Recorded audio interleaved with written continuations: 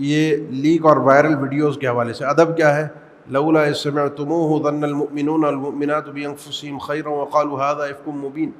ایسا کیوں نہیں ہوا کہ جب تم نے اس بات کو سنا تھا تمہارے کانوں میں خبر آ رہی تھی کہ فلاں نے یہ کیا ہے، فلاں کی یہ چیز ہے، فلاں کی یہ ویڈیو ہے، فلاں کا یہ معاملہ ہے، فلاں کے بچے یہ کرتے ہیں، فلاں کی بیٹی کا یہ مسئلہ ہے، فلاں کا بیٹا یوں کرتا ہے، وہ ادھر آتا ہے ادھر جاتا ہے، اس کا اس کے ساتھ چکر ہے، اس کا اس کے ساتھ معاملہ ہے. یہ خبریں پھیلا رہے جب تم تھے. ظن المؤمنون والمؤمنات بانفسہم خیرا. سادہ سا مفہوم اس آیت کا ہے کہ تم مومنوں کو یہ چاہیے تھا، مومن مردوں اور عورتوں کو، کہ ہر چیز کو اپنے اوپر قیاس کرتے، اپنے اوپر رکھ کر سوچو. اگر تمہارے ساتھ یہ ہو جائے، نجی زندگی تو ہر ایک کی ہے نا، ویڈیو تو ہر ایک کی ہوتی ہے، کسی کی کیمرے میں بن جاتی ہے موبائل سے، اور کسی کی ویڈیو بناتے ہیں کرامن کاتبین.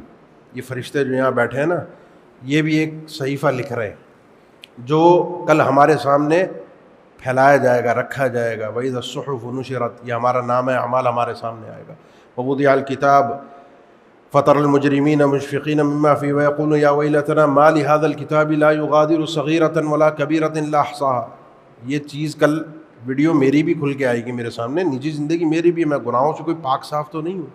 مجھے اس چیز کے اندر اس چیز کا خیال رکھنا چاہیے جس کو اللہ کے نبی صلی اللہ علیہ وسلم نے ذکر کیا ہے. یہ چیزیں پھیلاتے ہوئے، نشر کرتے ہوئے، لیک کرتے ہوئے، یہ باتیں محفل میں کرتے ہوئے اپنے اوپر قیاس کرنا چاہیے، کیونکہ اللہ کے نبی صلی اللہ علیہ وسلم نے ممبر پر چڑھ کر یہ بات اعلانیہ فرمائی تھی منافقین کے متعلق. یا من آمن بلسانہ، اے وہ لوگوں جو اپنی صرف زبان سے ایمان لائے ہو، ابھی ایمان ان کے دل میں نہیں پہنچا.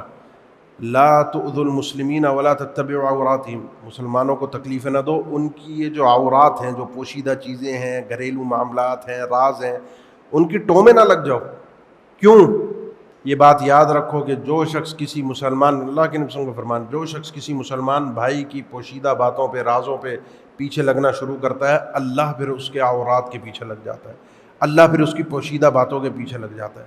اور جس شخص کی پوشیدہ باتوں کے پیچھے اللہ لگ جائے، اللہ کے نبی صلی اللہ علیہ وسلم کو فرمان ہے یفضحہ یا یفضح اللہ ولو فی جوف رحلہ، وہ اپنے گھر کے اندر چھپ کر، چار دیواروں کے اندر، چھت کے نیچے بھی بیٹھا ہو، اللہ اس کو رسوا کر کے چھوڑ دیتا ہے. اور یہ چیز تو ہم دیکھتے ہیں، بعض اوقات لوگ جو اس طرح کی چیزوں میں دلچسپی لیتے ہیں، ایک دوسرے کو لنک شیئر کرتے ہیں، ایک دوسرے کو وائرل ویڈیوز کے متعلق بتاتے ہیں، ایک دوسرے کو لیک ویڈیوز کی طرف توجہ دلاتے ہیں، مزے لیتے ہیں، تبصرے کرتے ہیں.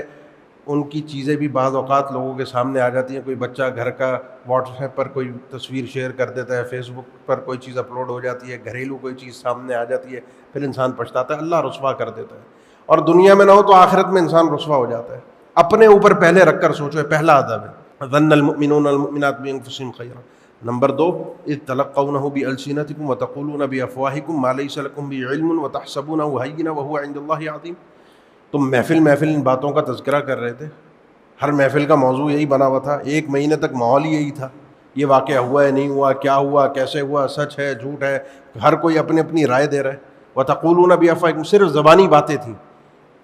ما لیس لکم بھی علم، تمہیں اس کی حقیقت کا تو کچھ پتہ ہی نہیں تھا نا، کوئی دلائل تو نہیں تھے، کوئی ثبوت تو نہیں تھے، کوئی براہین تو نہیں تھے. وتحسبونہ ہینا، تم نے اس معاملے کو بڑا ہلکا سمجھا تھا، بڑا کوئی مسئلہ نہیں، کسی کی عزت پر بات کر دی، کسی کی ویڈیو آگے پھیلا دی، کسی کا مسئلہ کسی کو ذکر کر دیا، کسی کی تصویر کھینچ کے آگے بھیج دی. وَهُوَ عِندَ اللَّهِ عَظِيمٌ، یہ اللہ کے نزدیک بہت بڑا جرم ہے، گناہ ہے، ظلم ہے. یہ جو تم محفل کے اندر اس طرح کی باتیں کر، صرف باتیں. ہونا کیا چاہیے تھا؟ لولا اذ سمعتم قلتم ما يكون لنا ان نتكلم بهذا سبحانك هذا بهتان عظیم. ایسا کیوں نہیں ہوا کہ تم نے اس باتوں کو سن کر یہ کیوں نہیں کہا کہ ہمارے لیے لائق نہیں ہے ہم اس قسم کی گفتگو میں پڑیں، ہم اس قسم کی گفتگو کریں. ہم تو مومن مسلمان لوگ ہیں جو یہ بیہودہ اور گندی باتیں نہیں کرتے، نہ سنتے ہیں، نہ دیکھتے ہیں، نہ آگے پھیلاتے ہیں. سبحانک، اللہ تو پاک ہے اس بات سے کہ تیرے نبی کے گھر کے اندر اس قسم کے معاملات ہو. ھذا بہتان عظیم، یہ تو بہتان عظیم ہے، بہت بڑا جھوٹ ہے، افتراء ہے، کذب ہے، افک ہے. تمہاری سوچ تو یہ ہونی چاہیے تھی، تم نے محفل اس طرح کی گفتگو کرنا شروع کر دی. یہ تو بہتان ہے، جھوٹی بات ہے، ہوا ہی نہیں ہے.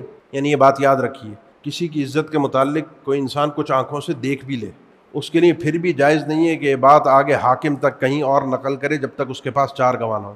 اس برائی سے اس نے روکنا ہے، ان کے معاملے کو خراب کر سکتا ہے، ان کو برائی سے روک سکتا ہے تو روک لے، لیکن اس بات کو زبان پر اگر لائے گا تو اسے 4 گواہ پیش کرنے. کیونکہ اللہ تعالیٰ نے فرمایا لولا جاءوا علیہ باربعۃ شہداء، اس قضیے پر، اس معاملے پر کیوں 4 گواہ نہیں لائے جنہوں نے آنکھوں دیکھی گواہی پیش نہیں کی. کسی کی عزت، حالانکہ بدکاری زنا ہو رہے تھے، ہوتے آئے تھے، ہوتے رہیں گے، بکثرت ہو رہے ہیں، اور تاریخ اسلامی میں آج تک ایک مسئلہ بھی ایسا ثابت نہیں کہ 4 گواہوں کے ساتھ زنا کی تہمت کو ثابت کیا گیا ہو.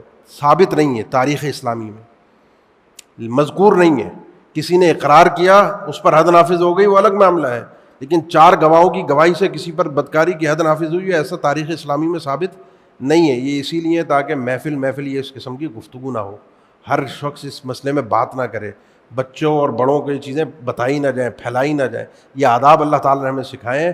اور اگر کہیں سے کوئی چیز سوشل میڈیا، بعض اوقات انسان موبائل کھولتا ہے، سوشل میڈیا پر جاتا ہے، کوئی اچھی معلومات کے لیے، کسی اچھی چیز کے لیے، کسی سے رابطے کے لیے اور چیزیں سامنے آ جاتی ہیں، ان چیزوں کو ترک کر دیں. نشر کرنے کی، پھیلانے کی ضرورت نہیں ہے.